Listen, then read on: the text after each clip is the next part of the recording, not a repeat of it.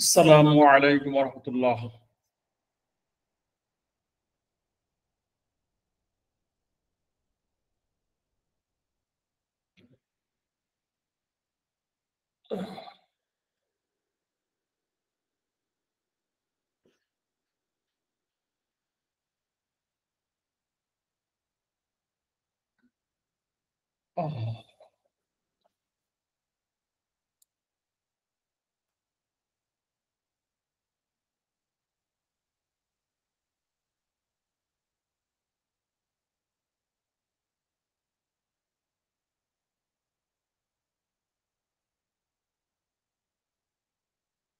আসসালামু আলাইকুম ওয়া রাহমাতুল্লাহ। আ আপনারা কি শুনতে পাচ্ছেন আমাকে ক্লিয়ারলি?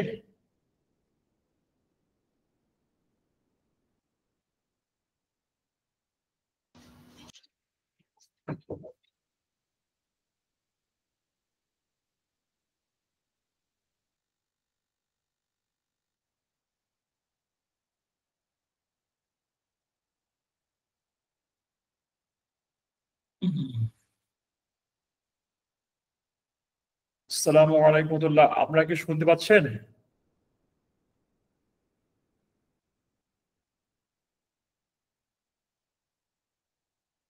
ওকে, আলহামদুলিল্লাহ। স্ক্রিন দেখা যাচ্ছে স্ক্রিনটা?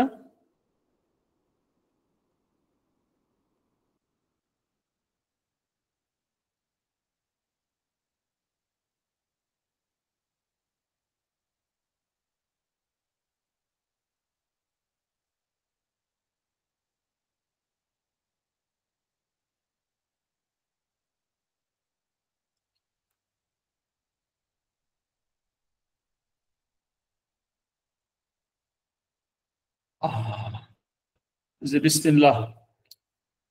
আ বিসমিল্লাহ আলহামদুলিল্লাহ ওয়াসসালাতু ওয়াসসালামু আলা রাসূলিল্লাহ। আ আজকে আসলে একটা ছোট্ট টপিকসে ইনশাআল্লাহ আলোচনা করব। সেটা হচ্ছে হজ সফরের সময় আমরা বিভিন্ন রকম চ্যালেঞ্জের মুখোমুখি পড়ি। আ আসলে চ্যালেঞ্জ ছাড়া হজ নাই। হ্যাঁ? এবং এই আ এমন কোনো হজের বছর নাই যে বছরে হাজী সাহেবরা আ চ্যালেঞ্জে অ্যা আ চ্যালেঞ্জে চ্যালেঞ্জ পড়ে না। হ্যাঁ? চ্যালেঞ্জ আসে আলহামদুলিল্লাহ এবং একটা বছরে একেক রকম চ্যালেঞ্জ আসে এবং চ্যালেঞ্জের মাত্রা ভিন্ন, ধরন বিভিন্ন রকম হয়ে থাকে। আ তো আ জি, আমি স্ক্রিন শেয়ার দিচ্ছি হচ্ছে Google Meet এ। যদি আপনারা কেউ স্ক্রিন আ আ যদি শেয়ার দেখতে চান তাহলে প্লিজ জয়েন Google Meet। আমি এখানে Google Meet এর লিংকটা দিয়ে দিচ্ছি। তো সো দ্যাট আপনারা যদি পাওয়ার পয়েন্ট দেখতে চান এট দ্য সেম টাইম তাহলে আপনারা you can join in the Google Meet। আমি এই লাইভের নিচেই Google Meet এর লিংক দিচ্ছি। তাহলে আপনারা দেখতে পাবেন ইনশাআল্লাহ। আ আমি দিচ্ছি জি।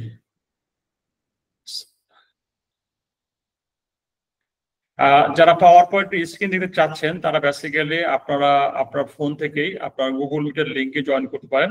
দেখেন লাইভে যে লাইভের স্ক্রিনটা তার নিচেই আমি লিংকটা অলরেডি শেয়ার করতেছি।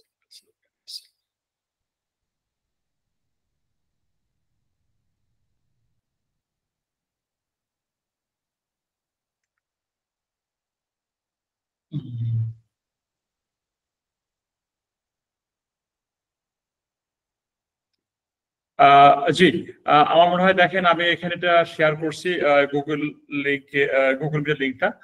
যদি স্ক্রিন দেখতে চান তাহলে basically you can join that. বিসমিল্লাহ। তাহলে শুরু করি। আসলে যেটা বলছিলাম আরকি হজের সফরে বিভিন্ন রকমের চ্যালেঞ্জ আসে। চ্যালেঞ্জ ছাড়া হজ হয় না। চ্যালেঞ্জ ছাড়া হজ হয় না, চ্যালেঞ্জ ছাড়া হজ নাইও। যেটা বলছিলাম আরকি আ প্রতি বছরে আপনার এই চ্যালেঞ্জ গুলা ভিন্ন, ভিন্ন ভাবে হাজের সামনে উপস্থিত হয়। কোন বছরে পানির সমস্যা, কোন বছরে হয়তো দেখা গেল যে আপনার গাড়ির সমস্যা, কোন বছর সব ঠিক আছে, তাঁবুর সমস্যা, সব ঠিকঠাক আছে। এরপরে দেখা যাবে হয়তো আ ব ঝড় বৃষ্টি হয়েছে, হ্যাঁ?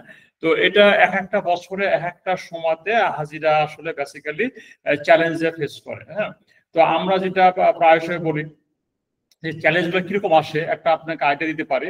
সে মনে করেন আপনি মনে করতেছেন যে হজ করবেন বা আরামে, কোনো কষ্ট যেন না হয়, সেই জন্য আপনি বেসিক্যালি ঢাকা থেকে আপনি এজেন্সির কথা বলছেন যে আমি কিন্তু ভাই কষ্ট করতে পারবো না, আমার একটু আরাম দরকার। তো এই জন্য আপনি প্রথম থেকে 5 স্টার হোটেল নিয়েছেন, 5 স্টার হোটেল নিয়েছেন যেখানে আপনার সবকিছু কাছাকাছি, মক্কাতে মদিনাতে আপনার সবকিছু, everything is very close, close two হারাম। তো ঠিক আছে, আপনি 5 স্টার হোটেলে আসছেন, খাওয়া দাওয়া আলহামদুলিল্লাহ কোনো সমস্যা নাই, ঝকঝকে টয়লেট, হ্যাঁ ঝকঝকে সবকিছু, ফ্লোর, আপনি চা কফি পাচ্ছেন আনলিমিটেড, কোনো প্রবলেম নাই। আপনাকে আপনার এজেন্সি বলেছে যে ভিআইপি বাসে করে আপনাকে নিয়ে যাওয়া হবে হোটেল থেকে মিনা, মিনা থেকে আরাফা, আরাফা থেকে আবার মুজদালিফা। আপনাকে কমিটমেন্ট করেছে যে আপনাকে 5 স্টার ভিআইপি বাসে করে আপনাকে মুভমেন্ট করা হবে। তো ভালো কথা, আপনি তো সেই আশায় আছেন, আপনাকে তাবু দেওয়া হলো, ভিআইপি তাবু দেখা গেলো, তাবুতে আপনার জায়গা নাই। তো সো বেসিক্যালি আপনি তাবু জায়গায় পেলেন হয়তো কোনো একটা জায়গায়, কারণটা কি? কারণ হচ্ছে অন্য একটা গ্রুপ হয়তো আপনার তাবু দখল করে নিয়েছে, তো আপনাকে হয়তো অন্য কোনো এজেন্সি গ্রুপের সাথে আপনাকে ওই তাবুটা শেয়ার করতে হতে পারে। তো এই জন্য আবার ধরেন আপনি ওখান থেকে আরাফা থেকে যাচ্ছেন মুজদালিফা, বাস বাস পেলেন ঠিকই, কিন্তু বাস নষ্ট হয়ে গেল, কি করবেন? আপনাকে হাঁটতে হলো, এটা আনপ্ল্যান্ড। ঠিক আছে, আপনি হাঁটা শুরু করলেন, হাঁটা শুরু করবে, আপনার হয়তো টাইমলি পৌঁছানোর দরকার মুজদালিফাতে, সেক্ষেত্রে আপনি পৌঁছতে পারলেন না। হ্যাঁ, আপনি আরেকটা চ্যালেঞ্জ পেয়ে গেলেন। এই এই এই প্রতি বছরে দেখা যাবে হাজী সাহেবরা ভিন্ন ভিন্ন রকমের চ্যালেঞ্জের মুখোমুখি হয়। তো কিছু কিছু চ্যালেঞ্জ যদি আমরা আগে থেকে জানি, যেগুলো হাজিরা ফি বছর অভিজ্ঞ মানে মানে ফেস করে, তো সেইগুলো যদি আমরা আগে থেকে একটু জানি, জানলে পরে যেটা হবে আমরা we can take preparations accordingly. আবার এই প্রিপারেশনসটা এমন নয় যে আপনি এখান থেকে শিখে গেলেন এবং you can apply it directly. No, দেখা গেল আপনি যে প্রবলেম গুলোর জন্য আপনি প্রস্তুতি নিয়ে গেলেন ওই প্রবলেম ফেসই করলেন না, বাট আপনি একটা আইডিয়া পেলেন যে আসলে কোন ধরনের প্রবলেম হাজিরা পেতে পারে। আবার অনেকে হয়তো ঢাকা শহরে আমরা একটা লাইফস্টাইল মেনটেন করি, ওখানে গিয়ে সম্পূর্ণ ডিফারেন্ট লাইফস্টাইল, ডিফারেন্ট কালচারে পড়ে যেতে হয়, ওটা কোপ আপ করতে পারি না। তো এই প্রস্তুতির জন্য বেসিক্যালি আমরা একটা ছোট্ট সেশন 1 ঘন্টা ইনশাল্লাহ শেষ করব। তো বিসমিল্লাহ। যেটা হচ্ছে হজ একটি গভীর আধ্যাত্মিক সফর, যেখানে মানুষ শারীরিকভাবে সফর শুরু করা আগে হৃদয় দিয়ে সফর শুরু করে। তার মানে আপনার the moment you are basically completing or planning for Hajj, আপনার কিন্তু অন্তরটা কিন্তু চেয়ে আছে কবে আপনি মক্কায় যাবেন, কবে আপনি কাবা ঘরের সামনে বসবেন, কবে আপনি এই মক্কাবদ্ধ জায়গা দেখবেন। আসলে আপনার ফিজিক্যাল যে সফর, তার আগে কিন্তু মেন্টাল এবং হার্টের, অন্তরের সফর শুরু হয়ে যায়। এই সফরে আছে অজানা পথ, অজানা অনেক চ্যালেঞ্জ। আপনি চান আর না চান আপনাকে এই প্রবলেমে পড়তেই হবে। হ্যাঁ, এটার কোনো মুক্তি নাই। তবে অতীতের হাজিদের বিভিন্ন অভিজ্ঞতা থেকে আমরা ছোট্ট একটা স্লাইড বানিয়েছি ইনশাল্লাহ, তো এইগুলোই আজকে শেয়ার করার উদ্দেশ্যে আজকে সেশনটা। বিসমিল্লাহ। প্রথমে যেটা আমরা প্রবলেম করি সেটা হচ্ছে অতিরিক্ত ভিড়।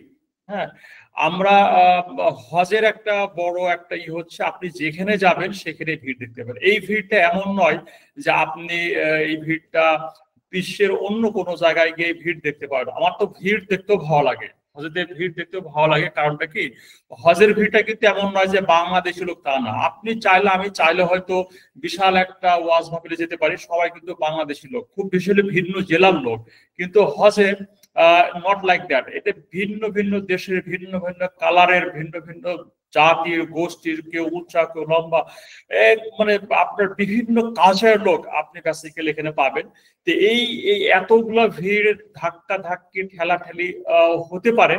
তো এই ভিড়টা একটা বড় চ্যালেঞ্জ হয়ে যায়। কারণটা কি, এই দেখা যাবে যে আমি হয়তো নর্মালি যে কোনো রাস্তাতে হাঁটি 1 ঘন্টা যদি লাগে, ভিড়ের কারণে হয়তো এটা 2 ঘন্টা 3 লাগতে পারে। দেখা যাবে আমরা যখন মক্কাতে পৌঁছাবো, প্রথম দিকে গেলে কাবা ফাঁকা থাকবে, তখন হয়তো 7 চক্কর দিতে হয়তো it will take hardly 25 minutes or 30 minutes. কিন্তু যদি ওই মাথা ভর্তি লোক থাকে, এইটা 1 ঘন্টা লাগতে পারে, সাইতে 1.5 ঘন্টা 2 ঘন্টা লাগতে পারে। তো ভিড় যত বাড়বে তত কিন্তু আমাদের বিভিন্ন ধরনের যে হজের মানাসিক গুলা, ওগুলা করতে কিন্তু অনেক প্রবলেম ফেস করতে পারি। তো এই ভিড়টাকে আপনাকে প্রথমে মাত্রা ভিড়টাকে মেনে নিতে হবে যে এই ভিড় হবে এবং আমাদের ভিড়টাকে ফেস করতে হবে। তো এটার কিভাবে ফেস করব, যা you have to accept it, আপনাকে রিয়েলিটিটা মেনে নিতে হবে যে হজ একটা ভিড়। তো এখানে যেটা করতে হবে যেহেতু হজে ভিড় হবেই, আমাদের একটা বেসিক প্রিন্সিপাল, ডোন্ট পুশ, কাউকে ধাক্কা থেকে করা যাবে না, জাস্ট আমাদের খুব শান্তভাবে আমাদেরকে সামনের দিকে আগাতে হবে এবং এই ভিড়ের ভিতরে আমাদেরকে মাথা ঠান্ডা রেখে শান্ত হয়ে আমাদের হজের মানাসিক গুলা পালন করতে হবে। আদারওয়াইজ যদি ভিড়ের কারণে আপনার যদি মেজাজ চরমে হয়ে যায়, তাহলে কিন্তু এর একটা ইফেক্ট পড়বে, যেটা আমাদের অন্যান্য ইবাদতের ক্ষেত্রেও এটা একটা ভালো ইফেক্ট পড়বে, যেটা আমাদের মনটাকে বিগড়ে দিতে পারে, আমাদের ইবাদতগুলো ঠিক মতো নাও হতে পারে। এটা একটা নাম্বার ওয়ান প্রবলেম, যে অতিরিক্ত ভিড় এই কারণে আপনার হজের মানসিক গুলো পালন করতে কষ্টকর হতে পারে, 1 নাম্বার। 2 নম্বর যে প্রবলেমটা পড়বো, এটা একটা হাজি বলছে অতিরিক্ত ভিড় হজ পালন করা অত্যন্ত কঠিন হয়ে ওঠে, কারণ কয়েকদিনের মধ্যেই লক্ষ লক্ষ মানুষ মক্কায় সমবেত হয়। আপনি জুলকাদা মাসের প্রথম দিনে যাবেন, হয়তো 10,000 লোক বা 20,000 লোক, জুলকাদা 2 তারিখে যাবেন, এটা ডবল হয়ে গেছে। তো যত হজের দিকে বা দিন আগাবে, তত লোক কিন্তু মক্কায় হাজির হবে। তো দিন যাবে, হজের দিনগুলো আগিয়ে আসবে এবং কিন্তু লক্ষ লক্ষ মানুষ মক্কায় প্রবেশ করবে। তো এইটা আমাদেরকে মাথায় নিতেই হবে যে ভিড় থাকবে এবং ভিড়টাকে মেনে নিয়েই আমাদেরকে কি হজের জন্য আমাদেরকে প্রস্তুত হবে। 2 নম্বর পয়েন্ট হচ্ছে তাপমাত্রা। এটা কিন্তু একটা সিভিয়ার ইস্যু। আপনি জানেন যে আমাদের হজের বিষয়গুলো কিন্তু ইসলামিক যে বিষয়গুলো, এগুলো কিন্তু সবাই হিজরি সন অনুগত হয়। তো হিজরি সন যেটা হয় প্রতি বছরে কিন্তু 10 দিন বা 11 দিন কমে। তো যেহেতু কমে, সেহেতু কিন্তু দেখেন কখনো কখনো শীতকালে আপনার হজ হয়, কখনো কখনো গ্রীষ্মকালে হয়, কখনো বর্ষাকালে হয়। এটা একটা আল্লাহর বিশেষ নিয়ামত। যদি সবসময় গ্রীষ্মকালেই হইতো, তাহলে কিন্তু একটা প্রবলেম হতো। তো এই জন্য এখন কিন্তু আমাদের যে হজের সিজনটা, এটা কিন্তু একদম গ্রীষ্মকালের মধ্যে পড়বে, যার জন্য অতিরিক্ত গরম। এমনিতেও মরুভূমি, তারপর হচ্ছে বা আপনার গ্রীষ্মকাল, তো এই টেম্পারেচারটা কিন্তু অতি মানে বেশ ভালো টেম্পারেচার ওঠে। সেক্ষেত্রে 50 পর্যন্ত ওঠে। টেম্পারেচারটা যেমন ওঠে, তেমনি ভিড়, সবকিছু মিলে কিন্তু এইটা হাজিরা বেশ কষ্ট পায়। আর একটা প্রবলেম হলো যে এই অতি তাপমাত্রায় হাজিরা যে ঘামটা দেখা যায় না, ঘামটা শুকিয়ে যায়, ঘামটা শুকিয়ে যায়। এই ঘাম শুকিয়ে গেলে কি হঠাৎ করে তারা হিট স্ট্রোক হয়ে যায়, টেরই পায় না, হঠাৎ করে পড়ে যায়। তো এই যে পড়ে যায়, এই গরমের জন্য বিশেষ করে বয়স্ক মানুষগুলা বেশ ঝুঁকিয়ে থাকে। তো তাপমাত্রা এবং পানির শূন্যতা, এটা একে অপরের সাথে মানে ওতপ্রোতভাবে জড়িত। তো আমাদেরকে মাথায় রাখতে হবে যে আমাদের যে বর্তমানে হজ সিজনটা এসেছে, সেটা হচ্ছে গ্রীষ্মকালে হবে এবং এখানে টেম্পারেচারটা অনেক বেশি হবে। এবং যেটা প্রবলেমটা হবে যে মিনা এবং আরাফাতে কিন্তু টেন্টে এসি থাকতে পারে, কিন্তু ওই এসিটা কিন্তু ঠিক মতো ফাংশনিং নাও হতে পারে, কারণ আউটসাইড টেম্পারেচার কিন্তু অনেক বেশি। আবার দেখা গেলো হয়তো একটা টেন্টের ভিতরে 4টা এসি আছে, যারা এসি বরাবর আছে তারাই ঠান্ডা বাতাস পাচ্ছে, আর যারা এসি থেকে দূরে আছে তারা কিন্তু অনবরত ঘামছে। তো এখানে কিন্তু এটা একটা বড় একটা ঝুঁকি। এই জন্য হজের কিন্তু 2 নম্বর যে চ্যালেঞ্জটা হচ্ছে এই টেম্পারেচারের সাথে একটা মানিয়ে নেওয়া এবং এই পানি শূন্যতা বিষয়টাকে কোপ আপ করা। তো আমাদেরকে এটা মাথায় রাখতে হবে যে কিভাবে আমরা এই অতি তাপমাত্রায় আমরা বেসিক্যালি নিজেদেরকে হজের দিনগুলোতে কন্ট্রোল করব। এটা 2 নম্বর আমাদের চ্যালেঞ্জ। 3 নম্বরের চ্যালেঞ্জটা হচ্ছে আমরা এই পথ হারিয়ে ফেলি। আমরা শুধু পথ হারাই না, আমরা একে অপরকে হারিয়ে ফেলি। হ্যাঁ, আমরা শুধু পথ হারাই না, আমরা কিন্তু বেসিক্যালি একে অপরকেও হারিয়ে ফেলি। গ্রুপে চলতে চলতে হয়তো আপনার বোতলের পানি শেষ হয়ে গেছে, আপনি হয়তো একটা বাম দিকে দাঁড়িয়ে পানি ফিল আপ করতে গেলেন, আর আপনাকে গ্রুপ ফেলে চলে গেছে। তো আপনার দেয়ার আর মেনি ওয়েজ যে আপনি পথ হারিয়ে ফেলতে পারেন। অল্প সময়ে কিন্তু অনেক বেশি মুভমেন্ট করতে হয়। আমাদের কিন্তু হজের দিনগুলো অনেক ফিক্সড এবং হজের দিনগুলোতে আমাদেরকে অল্প সময়ে অনেক বেশি জায়গায় মুভ করতে হয়। মিনা হোটেল থেকে মিনা থেকে আরাফা, আরাফা থেকে আবার মুজদালিফা, মুজদালিফা থেকে আবার হচ্ছে আমাদেরকে জামারাত থেকে আবার হচ্ছে হারাম থেকে আবার মিনা। তো এই যে খুব ভেরি শর্ট টাইমে কিন্তু আমাদের প্রচুর মুভমেন্ট করতে হয়। এই মুভমেন্ট করার জন্য ওদের রাস্তাঘাট অনেক বেশি আছে, অজানা অচেনা অনেক রাস্তা আছে, মিনা আরাফা মুজদলিফা মাঠটা অনেক বিশাল। তো এই এলাকাতে যদি আমরা সঠিকভাবে পথ চিনতে না পারি, যদি আমাদের গুগল ম্যাপ ইউজ করতে না পারি, নেভিগেশন ইউজ করতে না পারি, সেক্ষেত্রে কিন্তু অনেক ক্ষেত্রে আমরা পথ হারিয়ে ফেলবো। আর পথ হারিয়ে ফেললে যেটা হবে, আমাদেরকে হয়তো সঠিক গন্তব্যে পৌঁছাইতে মানে প্ল্যানের থেকে অনেক বেশি হাঁটতে হতে পারে। আর এইটা বেশি ঘটে হচ্ছে যারা প্রথমবার যাচ্ছে, যারা ফার্স্ট টাইম হজ করে যাচ্ছে, তাদের জন্য এই প্রবলেমটা কিন্তু ব্যাপক আকারে হয়ে থাকে। এই জন্য আমাদের খেয়াল রাখতে হবে যে আমরা যেন কোনো অবস্থায় গ্রুপ থেকে আলাদা হয়ে না যাই, কিংবা আমাদেরকে নেভিগেশনটা, এখন তো টেকনোলজিক্যালি আমরা অনেক অ্যাডভান্সড, আমাদের কি স্মার্টফোন আছে, আমরা আমাদের গুগল ম্যাপস দিয়ে বা অ্যান্ড্রয়েডের যে ম্যাপস আছে বা আমাদের আইফোনের ম্যাপস আছে, এই ম্যাপস দিয়ে নেভিগেশন দিয়ে আমরা যেন আমাদের ডেস্টিনেশনে সঠিকভাবে পৌঁছাতে পারি, সেজন্য আমাদেরকে আগে থেকে প্র্যাকটিস করা উচিত। না হলে পথ হারিয়ে ফেললে কিন্তু আমাদের সঠিক স্থানে পৌঁছাতে অনেক বেশি কষ্ট হবে এবং অনেক বড় চ্যালেঞ্জ হয়ে যাবে।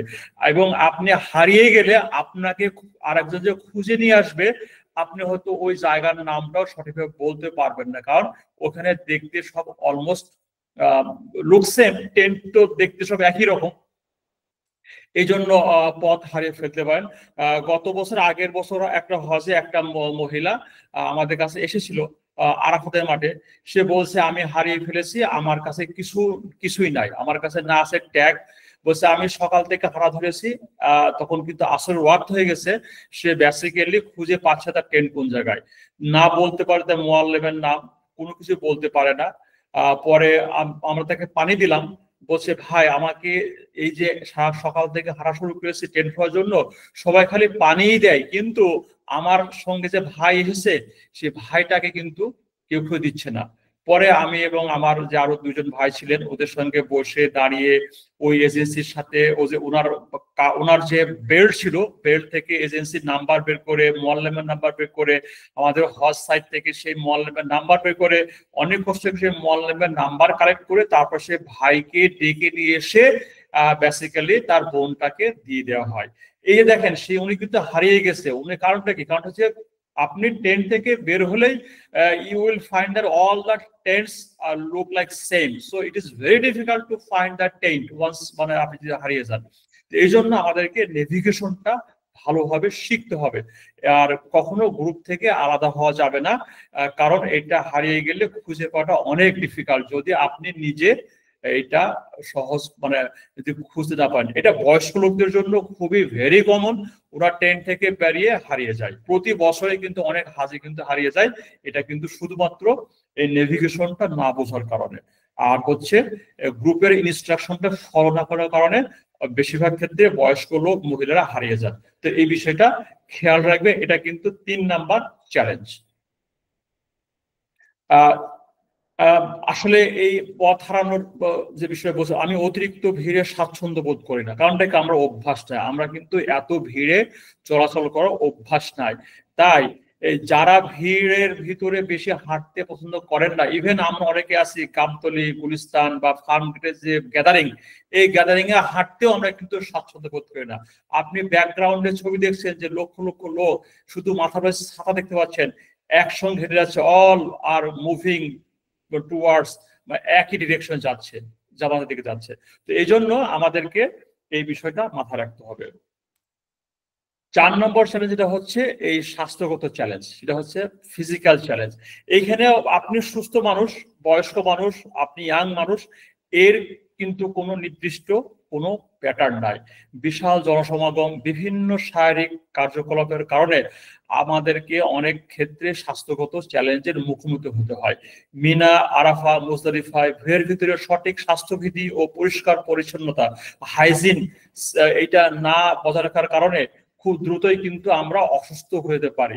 আর মূল সমস্যা হচ্ছে দেখেন, এখানে হঠাৎ করে অসুস্থ হয়ে গেলে টেন্টের ভিতরে it is very difficult to ensure very prompt action on the medical emergency. এই জন্য আমাদের কিন্তু এই যে ফিজিক্যাল যে চ্যালেঞ্জটা, এটা কিন্তু শুধু বয়স্কদের তো চ্যালেঞ্জ রয়েই গেছে, ইয়াংরাও কিন্তু যে কোনো সময় এই চ্যালেঞ্জে পড়তে পারে।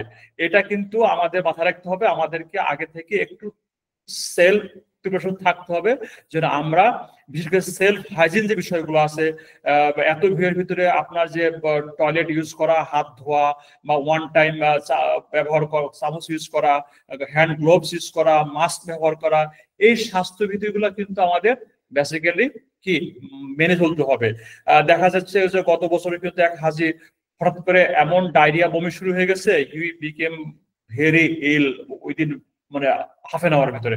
তো ইমার্জেন্সিতে ডক্টর ডেকে তো পাওয়া যায় না, পরে ইমার্জেন্সিতে কল করে, অ্যাম্বুলেন্স কল করে ওনাকে কিন্তু হসপিটালে ভর্তি হতে হয়েছিল। তো একবার দেখেন যদি হসপিটালে ভর্তি হয়ে যায়, প্রবলেম দুটো, একটা হচ্ছে যে টেনশন, আর একটা হচ্ছে আপনার যে হজের মানসিক গুলা কিন্তু মারাত্মক ভাবে হ্যাম্পার ঘটে।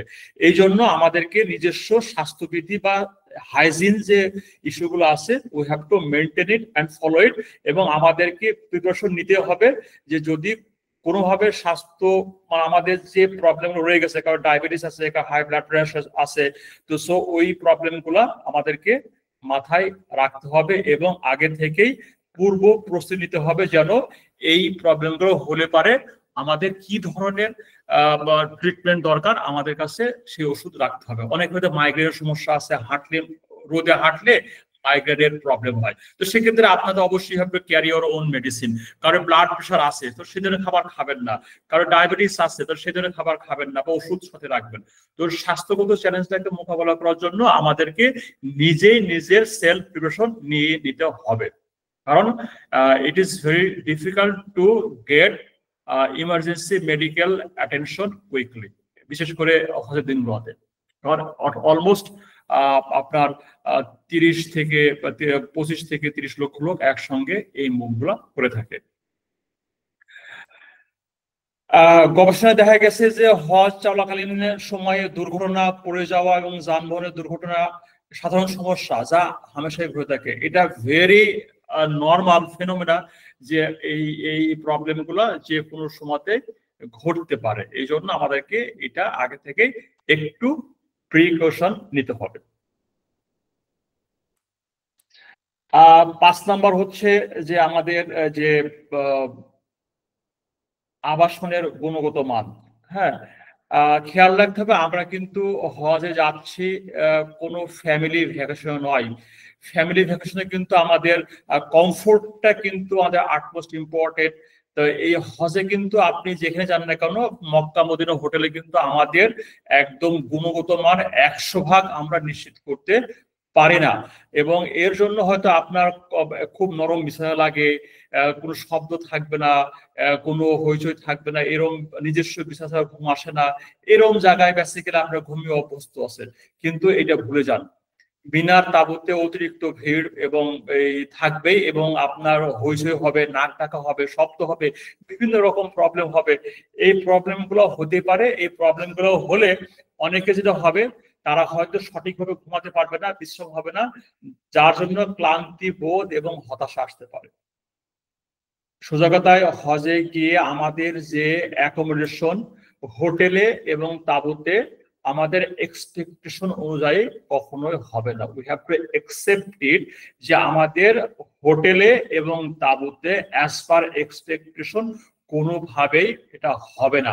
আমাদেরকে অ্যাকসেপ্ট করতে হবে আমরা জাস্ট শীতকাল বোর্ডিং এর মতো একটা স্পেস পাবো তাঁবুতে, এবং ওখানে ওই শব্দের ভিতরেই, নাক ডাকার ভিতরেই আমাদেরকে বিশ্রাম নিতে হবে, নাক ডাকার ভিতরেই আমাদের ঘুমাতে হবে, শব্দের ভিতরেই ঘুমাতে হবে, এবং আমরা আমাদের বাড়িতে, আমাদের বাসাতে যে কমফোর্ট লেভেলে আমরা ঘরে থাকি, সেই সেম লেভেলে কমফোর্ট কোনো অবস্থাতে আমরা এক্সপেক্ট করতে পারি না বা করবো না। এক্সপেক্ট করাটা নিতান্ত বোকামি হবে। আমাদেরকে we have to accept that এই অল কাইন্ড অফ কমফোর্ট আমাদের পার্সোনাল লাইফে যেটা আমরা অভ্যস্ত, সেটা হজের দিনগুলোতে আমরা কোনো অবস্থাতে এটা পাবো না। উই হ্যাভ টু অ্যাকসেপ্ট ইট। এটা হচ্ছে 5 নম্বর চ্যালেঞ্জ। 6 নম্বর চ্যালেঞ্জ যেটা হচ্ছে আমাদের সবাই প্রবলেম, আমরা বলি যে ভাই আমার তো বাথরুমের সমস্যা আছে, আমার একবার বাথরুমে ঢুকলে অনেক সময় লাগে, এই জন্য আমি এক রুমে 4 জন থাকতে পারবো না। ঠিক আছে। আবার দেখা যাবে একই বাথরুম মাল্টিপল পারসন ইউজ করে, ফ্লোরটা থাকে ভিজা, কিন্তু আপনার বাসা যে বাথরুমের ফ্লোর সবসময় থাকে একদম ঝকঝকে এবং ক্লিন এবং শুকনা। আপনি the same level of cleanliness you cannot expect during Hajj. এটা আপনি পাইবেন না, না হোটেলে পাইবেন, 5 স্টার হোটেলেও পাইবেন না, কারণ এখানে মাল্টিপল লোক যাবে, ভিন্ন ধরনের লোক যাবে, ওরা হয়তো বাথরুমটা সঠিকভাবে ইউজ করতে পারবে না, যার জন্য আপনার দেখা যাবে এই একটু আপনাকে মেনে নিতে হবে যে আপনার এই টয়লেট গুলা আপনার অত ক্লিনলিনেস থাকবে না। সীমিত সুযোগ সুবিধার মাঝে আমাদেরকে এটা আমাদের প্রয়োজনীয় কাজগুলো সেরে হতে পারে। এই জন্য দেখা যাবে আপনার তাঁবুতে বা মিনাতে বা আরাফাতে, আপনার তাঁবুতে বা মিনা আরাফাতে যখন আমরা যাব, সেক্ষেত্রে কিন্তু মানে আপনার যদি টয়লেটে ব্যবহার করতে চান, সেক্ষেত্রে হয়তো আপনার টার্ন পেতে 3 থেকে 4 জনের পরে আসতে পারে। সেক্ষেত্রে দেখা যাবে হচ্ছে আধা ঘন্টা, হ্যাঁ আধা ঘন্টা আপনার সময় লাগতেই পারে। একবার আপনি বাথরুমে যাবেন, টয়লেটে যাবেন, তো সেক্ষেত্রে আপনাকে you have to wait for 30 minutes minimum, ঠিক আছে। তো আর ওই যেটা বললাম আমাদের হাইজিন এবং আমাদের যে ক্লিনলিনেস ব্যাপারটা আমাদের তাঁবুতে আমরা ওইভাবে পাবো না, উই হ্যাভ টু অ্যাকসেপ্ট ইট। যাদের হয়তো একটু বিশেষ করে আমাদের মা বোনদের কিন্তু এই বিষয়গুলো তো অনেক সেন্সিটিভ, ওনাদের বাথরুম গুলা ওরা হয়তো অনেক ক্লিনলিনেস বাসাতে ব্যবহার করে, ওখানে গিয়ে এটা একটা বড় চ্যালেঞ্জ হয়ে যাবে। হ্যাঁ, তো এটা আমাদেরকে উই হ্যাভ টু অ্যাকসেপ্ট ইট এবং আমাদের নিজেদেরকেই ওই বিষয়গুলোতে এনশিওর করতে হবে। একটা মূল এনশিওর কি, আপনি যেরকম বাথরুম এক্সপেক্ট করেন আপনি ব্যবহার করার পরে একই রকম বাথরুমটাকে রেখে বাথরুম থেকে বের হবেন, তাহলে কিন্তু next person will get some kind of clean bathroom. তো এই জন্য আমরা বাসাতে বাড়িতে আমাদের যে রকম আমাদের শৌচাগার বা আমাদের বাথরুম ইউজ করতে অভ্যস্ত, ওই লেভেলের আমরা এইটা পাবো না, আমাদের এই কষ্টটা মেনে নিতে হবে। এটা পার্ট অফ আওয়ার হজ সফর। ইয়েস, আপনি মক্কা মদিনায় যারা 5 স্টার হোটেলের ছিলেন, তাদের জন্য যারা খুব স্টার নিয়ে খুবই কনসার্ন যে আমাদের কিন্তু 5 স্টার হতে হবে, বেড এরকম হতে হবে, খাবার এরকম হতে হবে, আমার লবি এরকম হতে হবে, আমার ওয়াশরুম এরকম থাকতে হবে, আমার ক্লোজেট থাকতে হবে। You are expecting so many things while staying at Mecca and Medina hotels. তাদের জন্য বলি, আপনার জন্য কিন্তু অপেক্ষা করছে 7 star accommodation in the Muzdalifah. আপনাদেরকে খোলা আকাশের নিচে কঙ্করময় বিছানার উপরে আপনাকে শুতে হবে। আপনি একটা বিছানা পারবেন, আপনি ডান দিকে ঘুরলে দেখবেন যে পাথরের উপরে শুয়ে আছেন, বাম দিকে ঘুরলে পাথরে শুয়ে আছেন। আপনার এই যে একসেপ্ট যে না করে থাকেন, আপনার জীবনে দেখবেন যে অনেক পেরেশানি আসবে। তো সুতরাং আপনাকে মেনে নিতে হবে যে আপনাকে 7 স্টার আকাশের নিচে, খোলা আকাশের নিচে পাথরের নুড়ি পাথরের বিছানার উপর শুতে হবে। এবং আমার বিশ্বাস যারা মুজদালিফাতে গিয়েছেন তারা যদি খোলা আকাশে একবার শুয়েছেন, ওইটা আসলে জীবনের সব থেকে সর্বোত্তম রাত্রি, এবং ওই রাত্রিতে ঘুম আপনি কোনো জায়গায় পাবেন না। এমনও হতে পারে যে আপনার জায়গাটা এমন জায়গায় পেয়েছেন তার পাশে টয়লেট, দুর্গন্ধ হতে পারে। You have to accept it. তো যারা 5 স্টার নিয়ে কনসার্ন, তাদের জন্য 7 star accommodation is waiting for the Mina Muzdalifah 10 day. হ্যাঁ, তো দেখতে পাচ্ছেন এখানে কিন্তু দেখেন সবাই কিন্তু খোলা আকাশের নিচে একটা পার্টি পিছে শুয়ে আছে। হ্যাঁ, তা আমরা কিন্তু উইল হ্যাভ দ্যাট এক্সপিরিয়েন্স। তো সো হোটেলের 5 স্টার 3 স্টার 4 স্টার নিয়ে কোনো কনসার্ন করেন না, এটা আপনারা যেটা পাচ্ছেন ওইটাই মেনে নেন। আপনাদের এজেন্সি আপনাদের সঙ্গে যে কমিটমেন্ট করেছে সেই রকম কমিটমেন্ট করলে পারে, যেটা দিবে সেটা আপনাকে মেনে নিয়ে আপনাদেরকে খেয়াল রাখতে হবে হোটেলের থেকে আরো বেশি ডিফিকাল্ট টাইম আপনাদের সামনে, সেটা হচ্ছে টেন্টে আসবে, এবং এটাও আমাদের পার্ট অফ হজ সফর।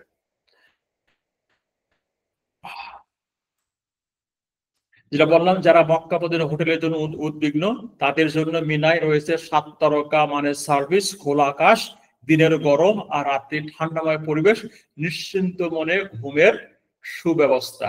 তো আপনাকে এইটা একসেপ্ট করতে হবে, রাইট। সাত নম্বরটা ইদানিংকালে এই লজিস্টিক জটিলতা এটা খুব মানে মারাত্মক আকার ধারণ করেছে। কারণ হচ্ছে সবাই এখন একটু আরাম চায়, যার জন্য সবাই মুভমেন্ট গুলোকে, আগের দিনে কিন্তু হজের সফর ছিল কিন্তু বেশিরভাগ ক্ষেত্রে হেঁটে। যেমন ধরেন আমার যারা আজ থেকে 10 বছর বা 15 বছর আগে হজ করেছেন, মোস্টলি এই যে মিনা, আরাফা, মুজদলিফা এই যে মুভমেন্ট গুলা তারা কিন্তু হেঁটে করেছেন। কিন্তু এখন আমাদের যেটা হয়েছে, অতি মাত্রায় এই মুভমেন্ট গুলা গাড়ির উপর হওয়ার কারণে ভীষণ ট্রাফিকের উপর চাপ পড়ে, যার জন্য ট্রাফিকের উপরে চাপ পড়ার কারণে অনেক ট্রাফিক জ্যাম হয়ে যায়। আমরা বেশিরভাগ ক্ষেত্রেই টাইমলি আমাদের ডেস্টিনেশনে পৌঁছাতে পারে না। গত 2 বছর দেখেছি আমরা কিন্তু আরাফা থেকে মুজদলিফায় টাইমলি পৌঁছাতে অনেক সমস্যা হয়েছে due to severe traffic jam. কারণটা কি? লক্ষাধিক হাজি এবং প্রত্যেকে একই দিনে একই সময় মুভ করতেছে এবং ট্রাফিক গুলো কিন্তু সব ওয়ান ওয়ে। তো আর একটা হচ্ছে যে সমস্যা হচ্ছে যে আপনাদের কিন্তু এই নির্ধারিত সময়েই কিন্তু সমস্ত কাজ শেষ করতে হবে। এমন নয় ঠিক আছে আজকে আমি আরাফায় যাব না, পরের দিন যাব। নো, আপনাকে আরাফার দিনেই আরাফায় পৌঁছাতে হবে।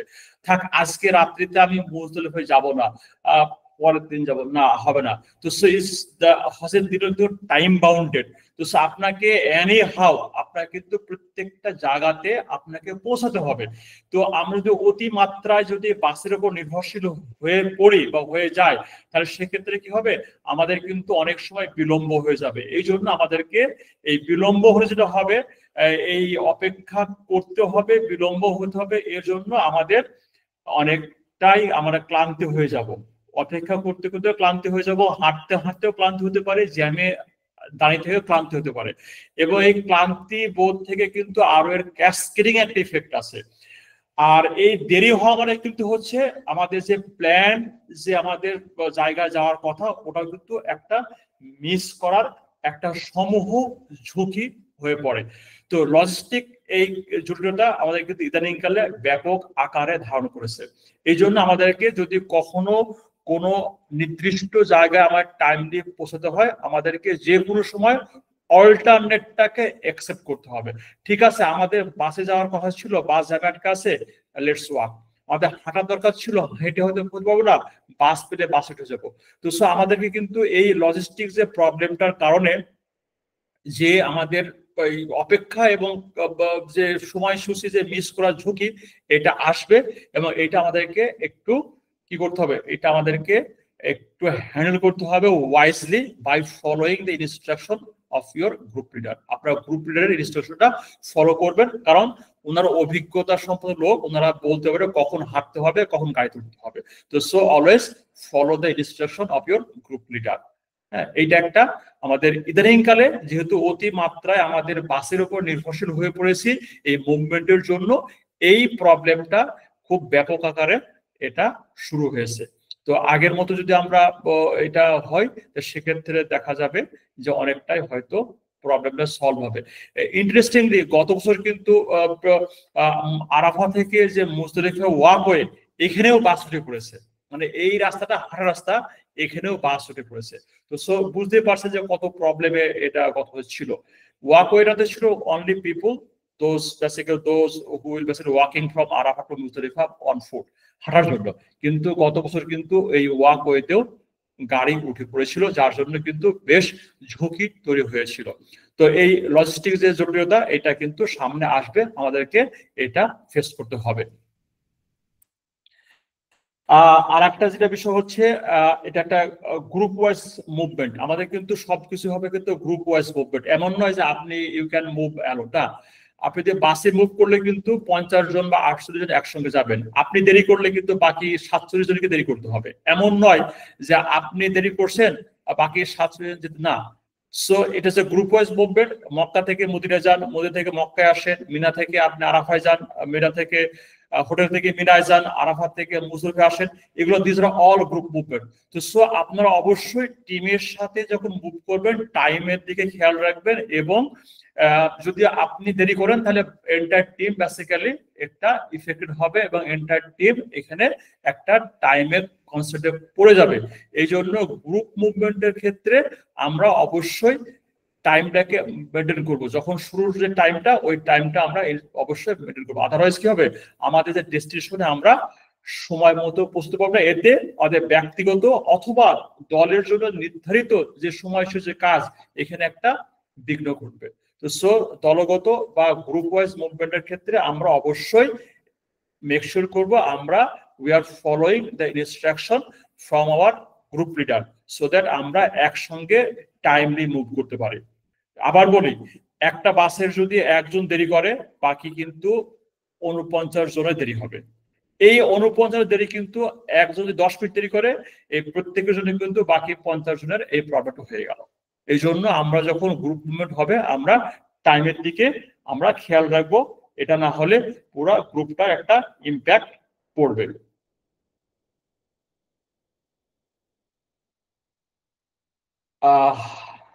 জি, যেটা আগে বলছিলাম যে আমাদের কিন্তু একটা হজের যে মানাসিক গুলো এটা কিন্তু টাইম বাউন্ডেড, তার মানে হচ্ছে আমাদের নির্দিষ্ট সময়ে কিন্তু এটা শেষ করতে হবে। তো সো যেটা বললাম যে নির্দিষ্ট সময়ে শেষ করতে হতে গেলে পারে আমাদের কিন্তু অনেক সময় ফিজিক্যাল একটা চ্যালেঞ্জের মুখোমুখি হতে পারে এবং একটা মেন্টাল স্ট্রেস চলে আসে, আমি কি ঠিক মতো হতে পারবো কিনা, আমি কি এই হাঁটার পরে তাওয়াফ করতে পারবো কিনা, সাই করতে পারবো কিনা, পাথর মারতে পারবো কিনা। বিশেষ করে যারা প্রথমবার হজ করছেন এইটা তাদের ভিতরে বেশ উদ্বেগের কাজ, মানে বেশ ভালো টেনশনের কাজ করে। তো এই জন্য এই এটা মেন্টাল একটা আপনাদের প্রিপারেশন লাগবে যে আমাদের যে হজ গুলাকে এনিহাউ আমাদের হজ গুলার হজের যে মানসিক গুলো আছে, হজের যে রীতিনীতি গুলো আছে আমাদের টাইমলি এই শেষ করার জন্য আমাদের একটা মেন্টাল প্রিপারেশন লাগবে। এবং সঠিক যদি নিয়ম না জানে যে আসলে কিভাবে পাথর মারার ইজিয়েস্ট ওয়ে কোনটা, কোন পথে গেলে সব থেকে পাথর মারা সহজ হবে, কখন গেলে ভিড় কম হবে, এইগুলো যদি সঠিকভাবে না জানেন তাহলে কিন্তু এই বিষয়গুলো আরো জটিল হয়ে যাবে। এবং আপনি যদি হজের মানাসিক গুলো সঠিকভাবে না জানেন তাহলে আপনার যেটা হবে অন্যের উপর নির্ভরশীলতা বাড়বে। আপনি আপনি বসে আছেন যে ঠিক আছে আমরা গ্রুপে পাথর মারতে যাব, সবাই যাই করবে আমি তাই করবো, কিন্তু হলো কি আপনি গ্রুপ থেকে আলাদা হয়ে গেলেন, তাহলে কি হলো আপনি কিন্তু জানেন না যে পাথরটা কিভাবে মারতে হয়। তা আপনি তো বসেছিলেন যে সবাই যেভাবে পাথর মারবে আমি ওইভাবে পাথর মারবো, কিন্তু আপনি হারিয়ে গেছেন, তখন কিন্তু আপনি you will miss the way you should follow the মানাসিক। এই জন্য আমাদেরকে যেটা করতে হবে আমাদের হজের মানাসিক গুলো সঠিক সময়ে যদি পালন করতে পারি, সম্পন্ন করতে পারি, এই জন্য আগে থেকে একটা মেন্টাল প্রিপারেশন রাখতে হবে যে আমরা এগুলো সঠিক সময়ে করার জন্য মেন্টাল প্রিপারেশন নিয়ে আমরা করব যেন আমরা নার্ভাস হয়ে না যাই।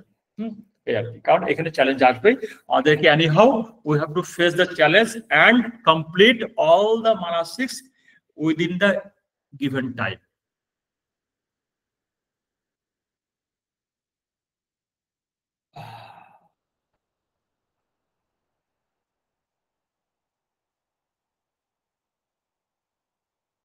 জি,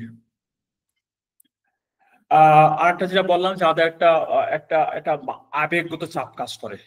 হ্যাঁ, কারণ আমাদের কিন্তু ওখানে আবেগ কাজ করে, আমি সবগুলা কাজ করব, অনেক সময় বেশি বেশি তাপ করব, অসুস্থ হয়ে যায়, আমি এই কাজগুলো আজকের দিনে শেষ করব, আমি আজকেই হচ্ছে আরাফাতে আজকেই মুজদলিফা থেকে আমি জামায় যাব, আজকে জামা থেকে পাথর মেরে তাওয়াফ করব, তাওয়াফ করে সাই করব, সাই করে আজকেই আবার মিনা ফেরত যাব।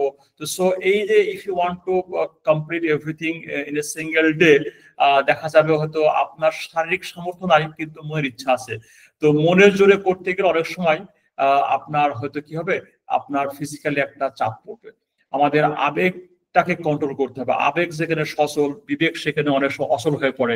এই জন্য আবেগটাকে কন্ট্রোল করতে হবে, বাস্তবতা মেনে নিয়ে আমাদেরকে কি করতে হবে, আমাদেরকে হজের মানাসিক গুলা কমপ্লিট করতে হবে। যেমন মনে করেন আপনি পাবেন অনেকে হয়তো ডেইলি 2 বার তাওয়াফ করে, কিন্তু আপনার সেই সামর্থ্য নাই। আপনি একবার করতে পারেন, অনেক হয়তো একবারও পারে না, অনেক হয়তো বসে বসে করে। তো এই জন্য আমাদেরকে আবেগটাকে কন্ট্রোল করতে হবে, সো দ্যাট আমরা আবেগের বশবর্তী হয়ে এমন কোনো কাজ করব না জানে হজের যে মানসিক গুলো আছে এইগুলা আমাদের করতে একটু বাধার সম্মুখীন হয়। হ্যাঁ, আবেগ দিয়ে আবেগ আমাদের থাকবে, কারণ হজটা একটা আবেগের অংশ। এই আবেগটা হজের একটা অংশ, এবং এই আবেগ থাকবে, আবেগটা আমাদের কন্ট্রোল করতে হবে, বাস্তবতা মেনে আমাদেরকে হজের কাজগুলো করতে হবে ইনশাল্লাহ। আর হজ মানে কিন্তু অপেক্ষা, খেয়াল রাখবেন, যে জিনিসটা ছাড়া হওয়া সম্ভব না সেটা অপেক্ষা। আপনি খাবার খাবেন, ইউ হ্যাভ টু ওয়েট। লিফটে উঠবেন, ইউ হ্যাভ টু ওয়েট। বাসে উঠবেন, আপনার অপেক্ষা করতে হবে। আপনি মসজিদে ঢুকবেন, আপনাকে অপেক্ষা করতে হবে। আপনি যেখানে যাবেন না কেন আপনাকে অপেক্ষা করতে হবে। অপেক্ষার কোনো বিকল্প নাই, অপেক্ষা আপনাকে করতেই হবে, অপেক্ষা ছাড়া হজ নাই। এবং এই অপেক্ষা দেখা যাবে যে মক্কা থেকে মদিনা যাচ্ছেন, টাইম ইজ, আপনি জানেন যারা হাইওয়েতে যাবেন সময় লাগবে না, কিন্তু জ্যাম শুরু হয়ে গেছে, অপেক্ষা করতে হবে। আপনি এখন যাবেন হচ্ছে রওজা জিয়ারত করবেন, আপনি 1 ঘন্টা বাইরে অপেক্ষা করতে হবে। তো সো অপেক্ষা ছাড়া কোনো হজের কোনো কাজই নাই। যেটা বললাম, হজের দিনগুলো যখন ঘনিয়ে আসবে, আপনার হোটেলের লিফটগুলোতে তো চাপ পড়বে, দেখা যাবে আপনাকে সেখানেই শুধু আপনার 10টা থেকে উঠতে নামতে দেখা যাবে আপনাকে 20 মিনিট আপনার অপেক্ষা করতে হচ্ছে। তো এই দীর্ঘক্ষণ অপেক্ষা কিন্তু আপনাকে সবর আপনাকে হারিয়ে ফেলবেন, এবং আপনার একটা কমফোর্ট জোন চলে যাবে। এই জন্য হজের দিনগুলোতে এক জায়গা থেকে আরেক জায়গায় যাতায়াতের সময় আপনাকে অপেক্ষা করতে হতে পারে, এবং এই অপেক্ষার কারণে সময়সূচিতে নির্ধারিত যে সময়সূচি সেখানে কিন্তু বিঘ্ন হতে পারে, এবং আপনাকে কয়েক ঘন্টাও অপেক্ষা করতে হতে পারে। এবং এই অপেক্ষার কারণে আপনার যে ইফেক্ট সেটা হচ্ছে আপনার মনের ভিতরে অস্বস্তি এবং ধৈর্যহীনতার সৃষ্টি হতে পারে। অপেক্ষার দরুন যে প্রবলেমটা, সেই প্রবলেমটা হচ্ছে একটা মেন্টাল একটা স্ট্রেস, এবং মেন্টাল একটা আপনার কি হচ্ছে, আপনি সবসময় অস্বস্তি ফিল করবেন। At the same time you lose your passions. তো এটা আমাদেরকে বুঝতে হবে। জামারাতে অতিরিক্ত ভিড় ধাক্কাধাক্কিতে আপনার একটা কিন্তু সিকিউরিটি কনসার্ন আছে। এখানে ধাক্কা থেকে পড়ে গেলে আপনি কিন্তু পদপিষ্ট হয়ে যাবেন। এই জন্য আমাদেরকে হুড়োহুড়িতে কখনোই আমাদেরকে করা যাবে না, কোনো কাজে হুড়োহুড়ি করা যাবে না, আমাদেরকে সাবধানে করতে হবে। হয় সে তাওয়াফে হোক, সাইতে হোক, জামারাতে হোক, বাসে উঠতে হোক, মুভমেন্টে হোক, যেখানে যাই না কেন ধাক্কা ধাক্কি হুড়োহুড়ি আমরা কোনোভাবে করবো না। আমরা খুব শান্ত মনে করবো, সো দ্যাট আমাদের কোনো ধাক্কা ধাক্কি হুড়োহুড়িতে পড়ে গিয়ে আমাদের কোনো ফিজিক্যালি কোনো প্রবলেমে না পড়ে। এটা মাথায় রাখতে হবে, এটা আমাদের একটা বড় কনসার্ন। যে বিশেষ করে বয়স্ক লোক যারা হুইল চেয়ারে ঘোরেন, যারা হয়তো ফিজিক্যালি চ্যালেঞ্জ আছেন, যারা বা হাঁটতে সমস্যা আছে, আমাদের মা বোনরা আছে, এদের প্রত্যেকের হয়তো এই একটা সিকিউরিটি কনসার্ন এবং তাদের নিরাপত্তার সমস্যা রয়ে গেছে। এটা থাকবে, আমাদেরকে we have to manage ourself. যে ধাক্কা ধাক্কি যে বিষয়টা, মা বোনদের ধাক্কা ধাক্কি বিষয়টা যেটা বলি, সেটা হচ্ছে ওনারা খুব সাবধানে এবং খুব সেলফ কনসিয়াসলি ওনারা এই বিষয়টা মাথায় রেখে মুভমেন্ট গুলো করবেন। হোক সে তাওয়াফে, হোক সে সাইতে, হোক সে জামারাতে, ওনার নিজস্ব একটা প্রস্তুতি এবং প্রিপারেশন এবং ওদের নিয়েই এইগুলো কাজগুলো করবেন ইনশাআল্লাহ। আমাদের কিন্তু খাবারটা খুবই গুরুত্বপূর্ণ। যারা মনে করেন খাবার বিষয়ে খুবই কনসার্ন, তাদেরকে বলে রাখি, আপনারা কখনোই আপনাদের মনের মতো কোনো খাবার আপনারা পাবেন না। আপনারা যে খাবার পছন্দ করেন, এন্টায়ার সফরে কখনোই আপনার মনের মতো খাবার পাবেন না। খাবার পাবেন, আপনি যদি খান আলহামদুলিল্লাহ বলবেন, ওই যতটুকু পেয়েছেন ওইটা শুক্র দেখবেন, ওইটা আপনাদের ভালো। আদারওয়াইজ মনের মতো খাবার পাওয়া খুবই ডিফিকাল্ট। হ্যাঁ, এবং আপনার যদি বিশেষ কোনো ডায়েট থেকে থাকে, ওই ডায়েটটাও কিন্তু পাবেন না। আপনি হয়তো বাসাতে বিশেষ ডায়েট ফলো করেন, ওই ডায়েট অনুযায়ী খাবার পাবেন না, কারণ এখানে আপনার এই লক্ষ লক্ষ পিপুলের জন্য এইভাবে স্পেসিফিক ডায়েট মেনটেন করে চলা মুশকিল হবে। যদি আপনি কোনো ডায়েট মেনটেন করে থাকেন, আপনাকে আপনার ডায়েট অনুপাতে খাবারটা you have to carry and you have to manage. আপনি আপনার টিমের কাছ থেকে এইটা এক্সপেক্ট করতে পারবেন না যে তারা আপনাকে আপনার আপনার মতো করে খাবার সব সময় দিতে পারবে। হ্যাঁ, বেসিক খাবার তো আপনাকে টেন্টে দেওয়াই হবে। আপনাকে দেখা যাবে সিম্পলি রুটি দিয়েছে আর গোস্ত দিয়েছে, ঝোল দিয়েছে, তো আর কোনো অল্টারনেট নাই। যদি মনে করেন যে আপনি এটা খেতে পারবেন না, তাহলে আপনাকে you have to carry your own food for the 10 days।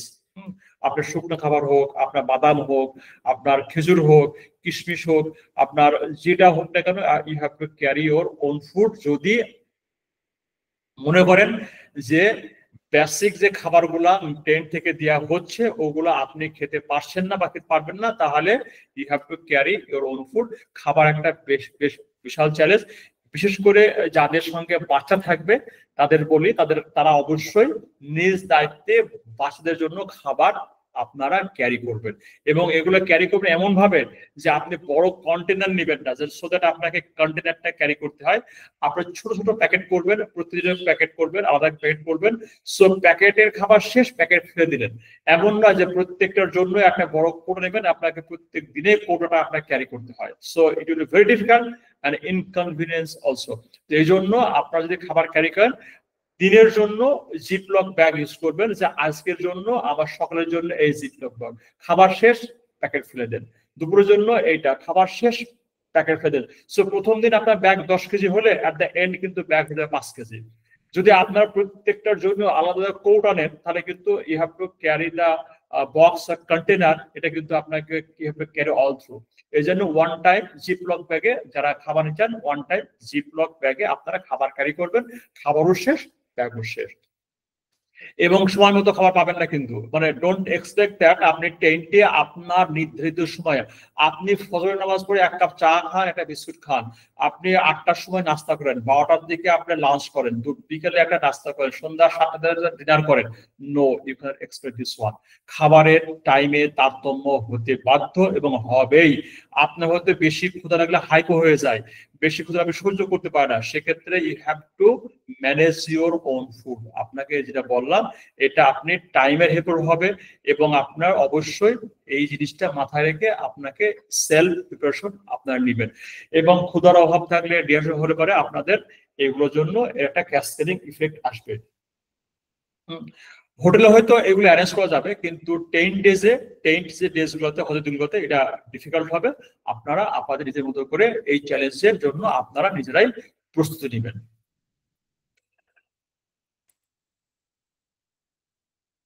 ব্যস্ত সময়সূচি, বিশ্রামের মধ্যে ভারসাম্য বজায় রাখা কঠিন। তেমন হচ্ছে আপনার ডেজ গুলো কিন্তু ভেরি টাইম বাউন্ডেড, এবং এর ভিতরে এই আপনার বাসে স্টেশন চলেন, এখনই মুভ করতে হবে, আপনার হয়তো ঘুম হবে না, আপনার বিশ্রাম হবে না। এই যে টাইম মুভমেন্ট এবং আপনার যে একটা রেস্ট, এটার ভিতরে ট্রেড অফ করতে হবে আপনাকে। যখনই সময় পাবেন একটু সময় ঘুমিয়ে নেবেন। হ্যাঁ, আর যদি সঠিকভাবে ঘুম না হয়, সঠিকভাবে আপনি যদি বিশ্রাম না নেন, তাহলে কিন্তু আপনাদের ক্লান্তি এবং অবসাদ আসবে, এবং এই ক্লান্তি এবং অবসাদের কারণে আপনার কিন্তু আধ্যাত্মিক যে ইবাদতগুলো করবেন বা আপনার ইবাদতে কিন্তু একটা ইফেক্ট ফেলবে। তো এই জন্য হজের সফরে কিন্তু হচ্ছে আপনার, যেটা বললাম, টাইম বাউন্ডেড। তো এই জন্য আমাদের এই টাইমের ভিতরে কাজ শেষ করতে হবে, এবং আমাদের বিশ্রামের জন্য হয়তো আমরা সময় সবসময় পাবো না। এই জন্য যখনই সুযোগ পাবো একটু বিশ্রাম নিব, এবং পারলে ঘুমিয়ে নিব। হ্যাঁ, না হলে পরে যেটা হবে, আমাদের ভিতরে ক্লান্তি ভাব চলে আসবে, এবং ক্লান্তি থেকে আমাদের যে ইবাদতে একটা ইফেক্ট পড়বে। সব থেকে বেশি ঝুঁকিতে আছেন সেটা হচ্ছে আমাদের বয়স্ক হাজিরা। আমাদের বয়স্ক হাজিরা এবং যারা শারীরিকভাবে চ্যালেঞ্জ, এরা ভিন্ন ভিন্ন ভাবে আমরা চ্যালেঞ্জের মুখোমুখি হবে। তো এই জন্য আমাদের বয়স্ক হাজিরা যারা আছেন, আমাদের সঙ্গে যারা যাবেন, অবশ্যই স্পেশাল টেক কেয়ার করবেন, যেন যে কোনো প্রবলেম হলে পরে you can take necessary action immediately. কারো হয়তো হাইপো সমস্যা আছে, কারো হাই ব্লাড প্রেশার আছে, কেউ হয়তো হাঁটতে পারে না, হুইল চেয়ার ক্যারি করতে হবে, কারো লাঠি লাগবে। যার যে প্রবলেম গুলো আছে, সেই প্রবলেম গুলোকে মিটিগেট করার জন্য প্রয়োজনীয় সমস্ত ব্যবস্থা আপনার সঙ্গে নেবেন। এবং আমি এটাকে আমি সাজেস্ট করি, প্রত্যেকটা হাজির সঙ্গে অবশ্যই একজন শক্ত সমর্থ লোক থাকা দরকার, যিনি কিনা ওই হাজিকে যে কোনো পরিস্থিতিতে হেল্প করতে পারেন। তো বয়স্ক হাজিরা বিশেষ করে গরমে বেশ ঝুঁকির মুখে থাকবেন। তো এই জন্য এক্সট্রা প্রিকশন নিতে হবে। রোদে হাঁটা যাবে না, রোদে বেশিক্ষণ ধরে মুভ করা যাবে না। যে কোনো মুভমেন্ট চেষ্টা করবেন দিনের শেষ ভাগে বা রাত্রির দিকে। অতিরিক্ত গরমে বেশি হাঁটি করবেন না। দেখেন আপনি বয়স্ক লোক, আপনি ট্রেন থেকে বাড়িয়ে আপনি বললেন যে আমি এখন জাবালে রহমাতে উঠবো, আপনি নিজে হাঁটতে পারেন না, এটা চ্যালেঞ্জ। তো সো এই ধরনের অতিরিক্ত গরমে হাঁটা, মানে বিশেষ করে মিনাতে, আরাফাতের, টেন্টের দিনগুলোতে বেশি গরমে মুভমেন্ট না করা উত্তম। যত সম্ভব হচ্ছে টেন্টের ভিতরে এসি যেখানে আছে তার কাছাকাছি একটা স্পটে বয়স্ক লোকদের দিবেন, so that they can feel bit comfortable and bit আরাম করতে পারে। এবং অ্যাটেন্ডেন্টদেরকে অবশ্যই সবসময় খেয়াল রাখবেন, যারা প্রয়োজনীয় ব্যবস্থা ইমিডিয়েটলি দিতে পারেন যদি কোনো সমস্যার মুখোমুখি হয়। এক্সট্রা অ্যাডিশনাল কোনো কাজ করতে যাবে না যার জন্য আপনি চ্যালেঞ্জের মুখোমুখি হয়। যেমন একটা বললাম, আপনি হয়তো ফিজিক্যালি চ্যালেঞ্জ আছেন, আপনি হয়তো অল্পতেই কাজ হয়ে যান, দুর্বল হয়ে যান, আপনি ট্রেন থেকে বেরিয়ে ভর দুপুরে 2 কিলো হেঁটে আপনি এখন জাবাল রহমত উঠবেন। So basically you are putting yourself in danger. So we should not do this kind of action if you have any physically problem থেকে থাকে। এবং এই বয়স্ক হাজিরা অবশ্যই একটু বিশেষ অ্যাটেনশন আপনাদের দিতে হবে আর কি।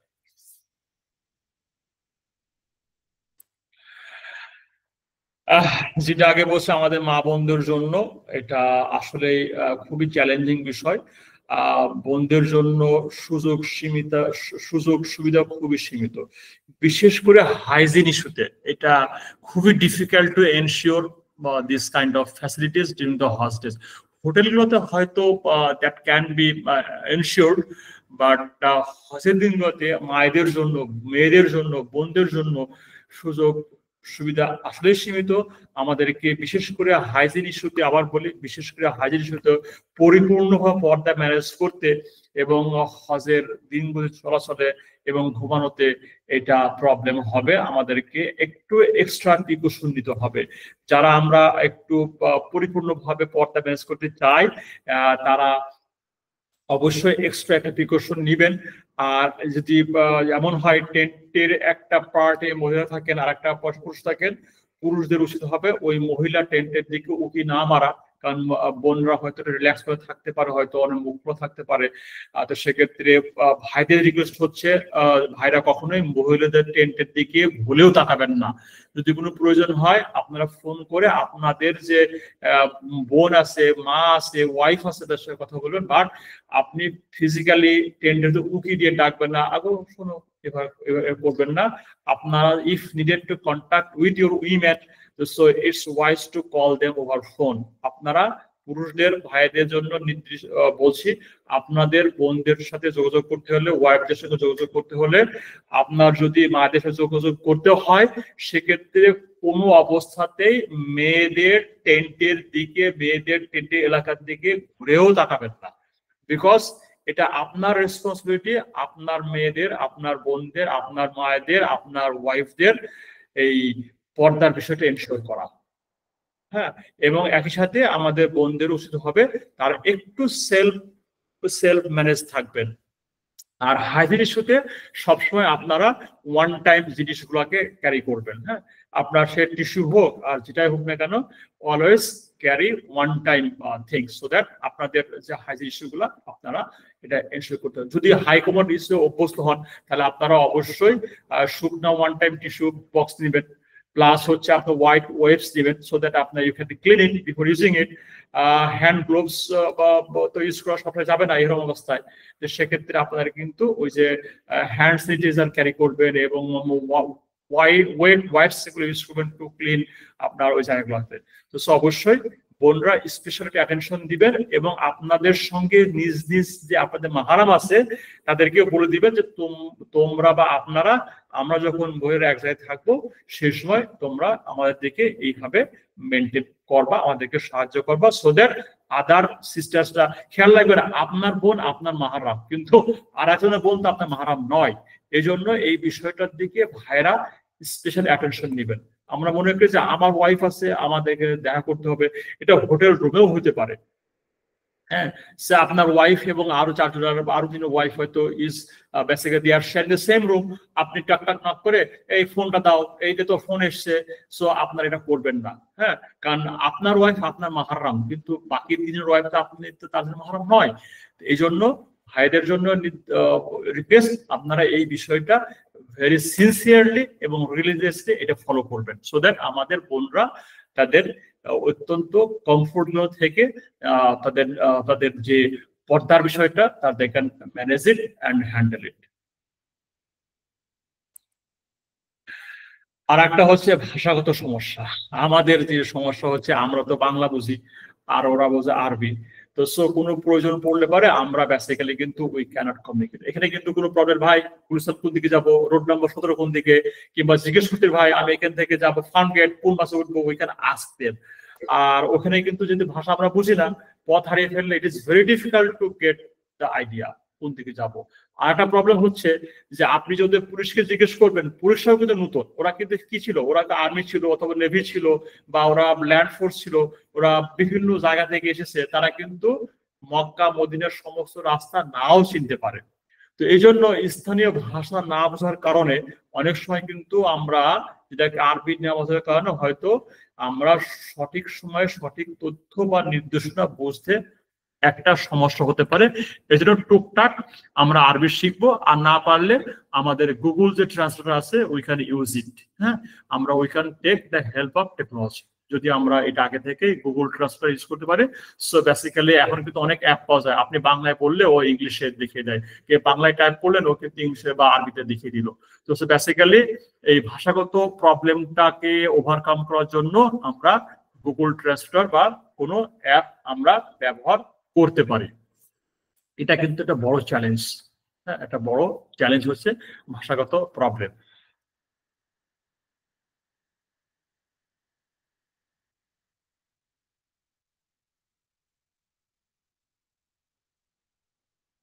জি, তো আমরা মোটামুটি 17টা প্রবলেম 17টা চ্যালেঞ্জ দেখলাম। তো আমাদের রিক্যাপ করে একটু, যে ভাষাগত সমস্যা 17 নম্বর, মহিলাদের জন্য অপ্রতুল সুবিধা, তারপর দেখলাম বয়স্ক হাজিদের জন্য চ্যালেঞ্জ আছে, তারপর দেখলাম যে সময়ের ব্যবস্থাপনা, টাইম ম্যানেজমেন্ট, আমরাও অনেক সময় টাইমটা প্রপারলি ম্যানেজ করতে পারবো না। তারপর হচ্ছে যে আমাদের ফুডের যে প্রবলেমটা, ক্রাইসিস, পানির যে ক্রাইসিসটা, গত বছর কি ছিল, গত বছর হচ্ছে পানি আছে বোতল নাই। হ্যাঁ, গত বছরটা হয়েছে কিন্তু প্রবলেম যে লাইনে পানি আছে বোতল নাই, কিংবা বোতল আছে পানি নাই। তো আমাদের কিন্তু we have to ensure, we have to carry water bottle always. হ্যাঁ, আমাদেরকে নিজেই ব্যবস্থা করতে হবে। তারপরে ছিল কি, নিরাপত্তা সমস্যা বলেছে, অতি ভিড়ের কারণে আমাদের ঢাকা থেকে কারণে আমরা পড়ে যেতে পারি, এই জন্য আমাদের এক্সট্রা প্রিকশন নিতে পারে। তারপরে বলেছি যে দীর্ঘ সময় অপেক্ষা, লং ওয়েট টাইমস, আমাদের কিন্তু হজে আমাদের কিন্তু প্রত্যেকটা কাজে দীর্ঘ সময় অপেক্ষা হবে। তারপরে বলছে যে আবেগগত সমস্যা।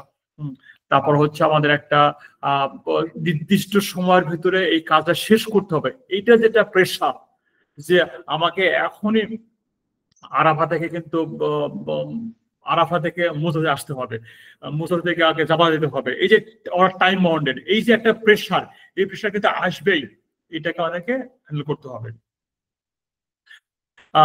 গ্রুপ ওয়াইজ যে ট্রাভেল বা মুভমেন্ট বললাম, এটা একটা বড় চ্যালেঞ্জ। তারপরে লজিস্টিক যে একটা ডিফিকাল্টিস, এটা বড় চ্যালেঞ্জ। তারপরে আমরা বলেছি যে হোটেলের যে অ্যাকোমোডেশন, টেন্টের যে অ্যাকোমোডেশন, এগুলো চ্যালেঞ্জ একটা। তারপরে আমরা বলেছি যে আমাদের ফিজিক্যাল চ্যালেঞ্জ আছে। তারপরে আমাদের আছে হচ্ছে পথ হারিয়ে ফেলা, আমাদের পথ হারিয়ে ফেলি, টেন্ট হারিয়ে ফেলি, রাস্তা হারিয়ে ফেলি, চিনতে পারি না, দুইটাই। প্লাস হচ্ছে আমাদের যে টেম্পারেচারটা একটা ইস্যু, এবং টেম্পারেচারের ফলে আমাদের অসুস্থতাটা ইস্যু। আর সব থেকে বড় ইস্যু হচ্ছে যে অতিরিক্ত ভিড়। এই যে চ্যালেঞ্জ গুলো আছে না, এই চ্যালেঞ্জ গুলোতে একটা ইফেক্ট আছে। একটা চ্যালেঞ্জগুলোর ইফেক্টটা কি, যে এতগুলো চ্যালেঞ্জ, এই চ্যালেঞ্জ গুলার 3টা মাত্র ইফেক্ট আছে। এই চ্যালেঞ্জ গুলোতে আমাদের দেখি আমাদের কিন্তু আছে 3টা ইফেক্ট। এই চ্যালেঞ্জ গুলোতে আমরা মুখোমুখি হয়ে যাই, তাহলে আমাদের মোরাললেস 3টা জিনিসের মধ্যে আমরা যাব, 3টা প্রবলেমের মুখোমুখি হব। বা আমরা এক কথা বলতে পারি এই চ্যালেঞ্জ গুলো যে ইফেক্টটা, সেই ইফেক্টটা কি? একটা হচ্ছে যে এই যে বিপুল পরিমাণ লোক সমাগম, শুষ্ক আবহাওয়া এবং দৈহিক পরিশ্রম, এই তিনটা কিন্তু মূল, এই তিনটা কিন্তু হচ্ছে মূল চ্যালেঞ্জ। একটা হচ্ছে বিপুল পরিমাণ লোক সমাগম all together in a short span of time, তারপর হচ্ছে আপনার শুষ্ক আবহাওয়া টেম্পারেচার, এবং হচ্ছে ফিজিক্যাল যে আপনার অ্যাক্টিভিটিস, এই তিনটা হচ্ছে মূল চ্যালেঞ্জ। এই তিনটার কারণে তিনটা ঘটবে, একটা হচ্ছে শারীরিক ক্লান্তি, আর একটা হচ্ছে ধৈর্যচ্যুতি, আর একটা হচ্ছে মানসিক অস্থিরতা। এই তিনটা ঘটবে, এক শারীরিক ক্লান্তি, টু ধৈর্যচ্যুতি, তিন হচ্ছে মানসিক অস্থিরতা, এই তিনটা ঘটবে। তার মানে আমরা যে চ্যালেঞ্জ গুলো আলোচনা করলাম, এই চ্যালেঞ্জের ইফেক্ট কয়টা? তিনটা, এক শারীরিক চ্যালেঞ্জ, দুই ধৈর্যচ্যুতি, তিন মানসিক অস্থিরতা। তাহলে আমরা এই চ্যালেঞ্জ গুলো কিভাবে মিটিগেট করতে পারি? প্রচন্ড গরমের মধ্যে দিনের বেলার কার্যক্রমের সময় ডিহাইড্রেশন বা তাপজনিত রোগে আক্রান্ত হওয়ার ঝুঁকি থাকতে পারে, এবং শারীরিক ক্লান্তি অসুস্থতা বেড়ে গিয়ে হজের কার্যক্রমে অংশগ্রহণকে কঠিন করে তুলতে পারে। আপনি যদি অসুস্থ হয়ে যান, আপনার জন্য নির্ধারিত যে কাজগুলা ওইটা তো কঠিন হবেই, প্লাস আপনার সঙ্গে যারা আছে তারাও কিন্তু এতে এফেক্টেড হবে। এই জন্য আমাদের কিন্তু কি করতে হবে? আমাদেরকে পর্যাপ্ত পরিমাণে যতটুকু সম্ভব আমাদেরকে বিশ্রাম নিতে হবে এবং কম খেতে হবে। যত বেশি খাবেন তত বেশি আপনি প্রবলেমে পড়বেন, যত কম খাবেন তত আপনার জন্য মঙ্গল। পর্যাপ্ত পানি পান করবেন, সঙ্গে স্যালাইন রাখবেন। স্যালাইনে কিন্তু নুন আছে। আমরা যেটা ভুল করি, গত বছর হজে কিন্তু অনেকেই অসুস্থ হয়ে পড়েছে কিন্তু হচ্ছে ইলেকট্রোলাইট ইমব্যালেন্সের কারণে। গত বছর হজে যতগুলা লোক মারা গেছে, মোস্টলি এফেক্টেড বাই ইলেকট্রোলাইটের ইমব্যালেন্সের কারণে। আর একটা হচ্ছে তারা হয়তো অবৈধভাবে হজ করতে গিয়েছে, তারা নির্ধারিত টেন্টে ঢুকতে পারে নাই, পর্যাপ্ত ছায়াতে থাকতে পারে নাই, দীর্ঘক্ষণ খোলা আকাশে নিচে থাকতে হয়েছে, এবং ইলেকট্রোলাইট ইমব্যালেন্স হয়ে গেলে কিন্তু আপনার কি হবে? আপনার হিট স্ট্রোক হওয়ার সম্ভাবনা অনেক বেড়ে যাবে। এই জন্য অবশ্যই আপনাদের সঙ্গে প্রত্যেককে মাস্ট ওরসালাইন ক্যারি করলেই হবে না, সঙ্গে সঙ্গে ইলেকট্রোলাইট ড্রিঙ্ক ক্যারি করবেন। ইলেকট্রোলাইট ড্রিঙ্ক ক্যারি করলে ইলেকট্রোলাইট যে ইমব্যালেন্সের প্রবলেমটা ইনশাল্লাহ মিটিগেট হবে। এটা আমাদের বাস্তব অভিজ্ঞতা এবং প্র্যাকটিক্যাল এক্সপিরিয়েন্স থেকে কিন্তু বলছি। আপনারা প্রত্যেকে ইলেকট্রোলাইট ড্রিঙ্কস ক্যারি করবেন। বিভিন্ন ফরম্যাটে পাওয়া যায়, ইলেকট্রোলাইট পাউডার পাওয়া যায়, ইলেকট্রোলাইট লিকুইডও পাওয়া যায়, হ্যাঁ, আবার ইলেকট্রোলাইট ড্রিঙ্কও পাওয়া যায়। বাংলাদেশে গ্যাটোরেট পাওয়া যায়, সৌদি আরবে গ্যাটোরেট পাওয়া যায়, এবং এই ধরনের অনেক ইলেকট্রোলাইট ড্রিঙ্ক পাওয়া যায়। সৌদি আরবে গেলে আপনি বেসিক্যালি ইলেকট্রোলাইট লিকুইডটা পেতে পারেন। আর যদি আপনি ওয়েস্টার্ন কান্ট্রি থেকে থাকেন, ইউএসএ থেকে থাকেন, তাহলে basically you can find electrolyte powder also. তো this is the number one thing you must take, সেটা হচ্ছে কি আপনারা হজের সময় তো অবশ্যই পর্যাপ্ত পরিমাণে ওরসালাইন এবং ইলেকট্রোলাইট ড্রিঙ্ক ক্যারি করবেন।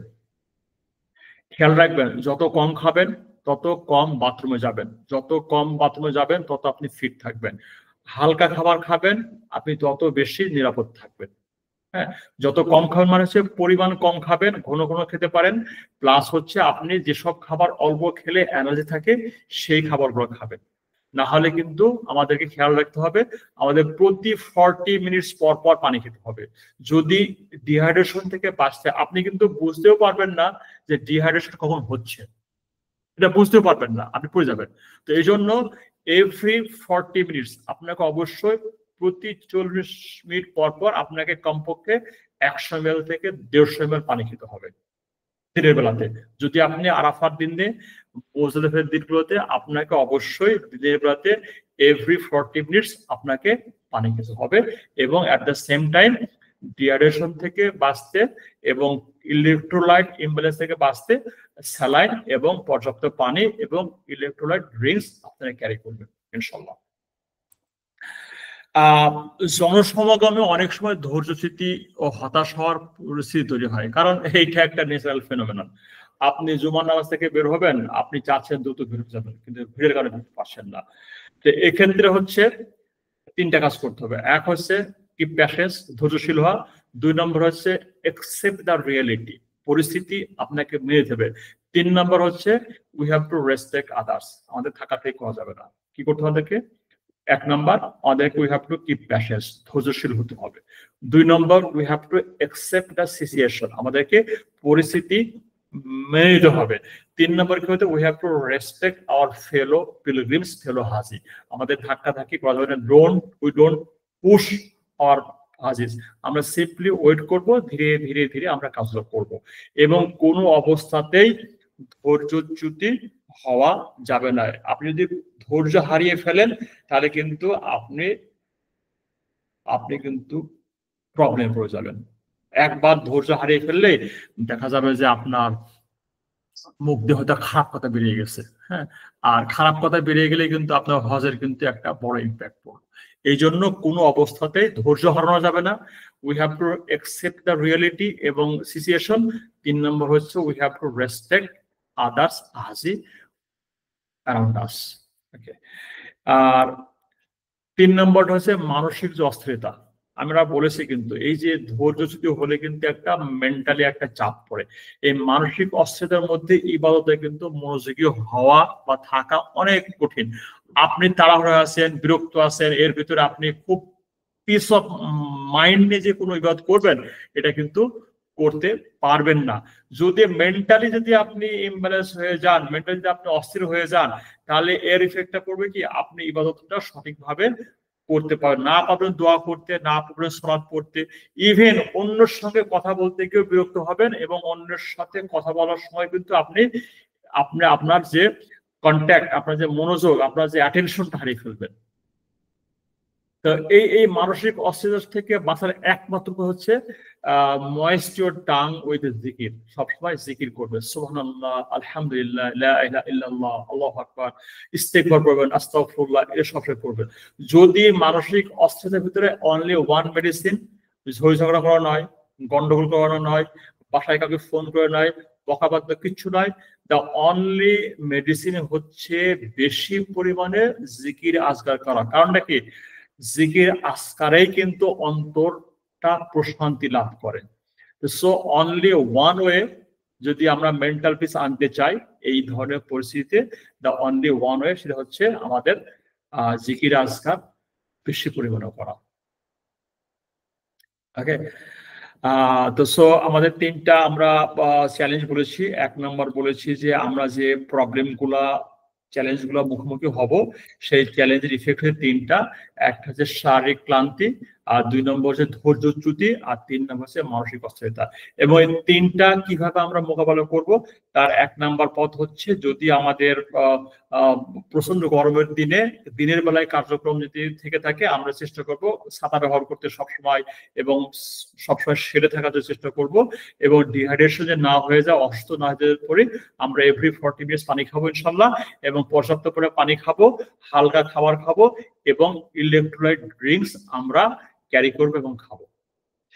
2 নম্বর বলেছি কি, আমাদের ধৈর্য হওয়া যাবে না, আমাদেরকে we have to keep our patience, এবং আমাদেরকে we have to accept the reality situation, at the same time we have to respect our fellow pilgrims. 3 নম্বর বলেছে যে মানসিক অস্থিরতা থেকে বাঁচতে একমাত্র উপায় হচ্ছে যে ইচ্ছা শক্তি বজায় রাখা, অ্যাট দ্য সেম টাইম হচ্ছে আমাদের জিকির আজকার করে আমাদেরকে অন্তরটাকে প্রশান্ত রাখা। জিকির আজকার ছাড়া অন্তরটাকে প্রশান্ত রাখার বিকল্প কোনো পদ্ধতি নাই, এর কোনো বিকল্প কোনো পদ্ধতি নাই। The only and one way এই মেন্টাল পিস আনতে পারে, সেটা হচ্ছে জিকির এবং আজকার।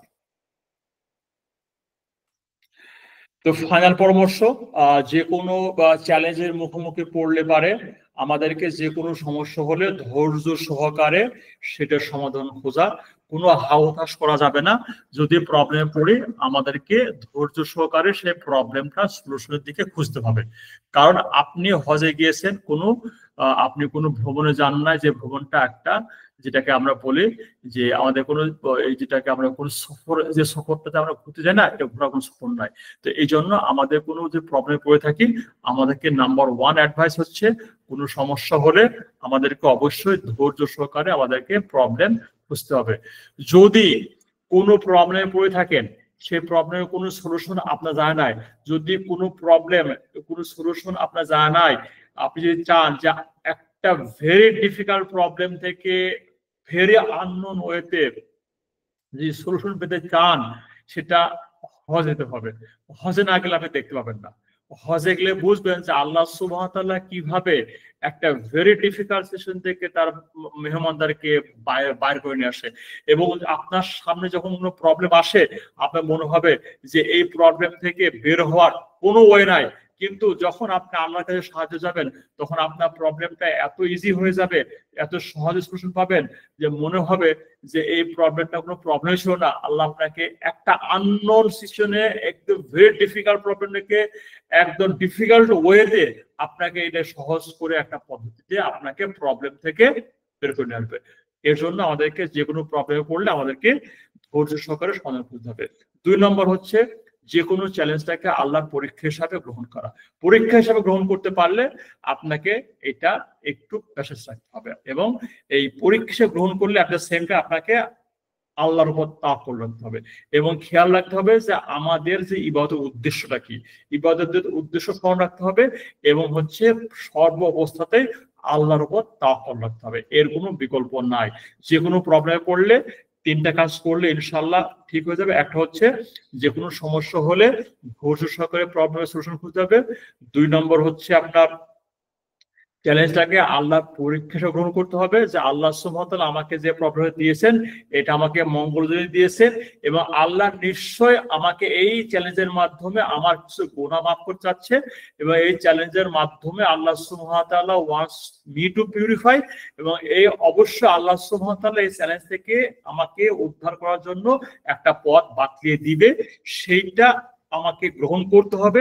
এবং আমাদের খেয়াল রাখতে হবে, আমাদের কিন্তু একমাত্র উদ্দেশ্য হচ্ছে হজ করা, এবং ইবাদতের উদ্দেশ্য স্মরণ করা, মাথায় রাখা, এবং হচ্ছে সর্বস্থায় আল্লাহর উপরে তাওয়াক্কুল রাখা। এই 3টা যদি আমরা করতে পারি, ইনশাআল্লাহ যে কোনো ধরনের আমাদের প্রবলেম যদি আসে, আমরা ইনশাআল্লাহ নোন প্রবলেম হোক, নোন চ্যালেঞ্জ হোক, আননোন প্রবলেম হোক, আননোন চ্যালেঞ্জ হোক, ইনশাআল্লাহ আল্লাহ সুবহানাহু ওয়া তাআলা আমাদেরকে সেই প্রবলেম থেকে উদ্ধার করে নিয়ে আসবে ইনশাআল্লাহ। যদি কোনো প্রশ্ন থেকে থাকে তাহলে আমরা we can have a very quick QA. সেক্ষেত্রে আপনারা মাইক্রোফোনটা অন করে আপনারা ইনশাল্লাহ করতে পারেন, যারা গুগল মিটে আছেন।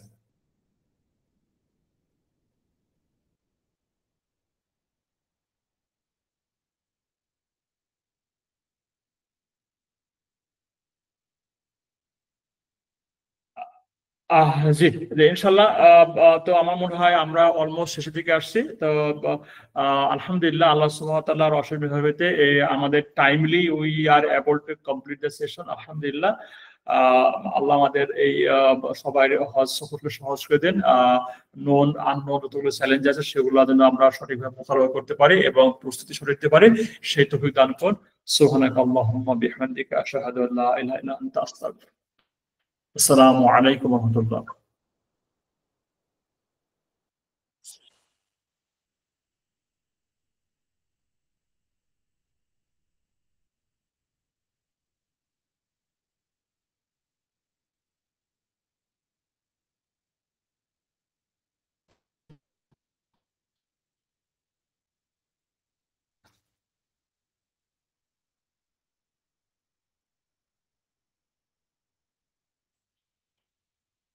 জি, ইনশাল্লাহ।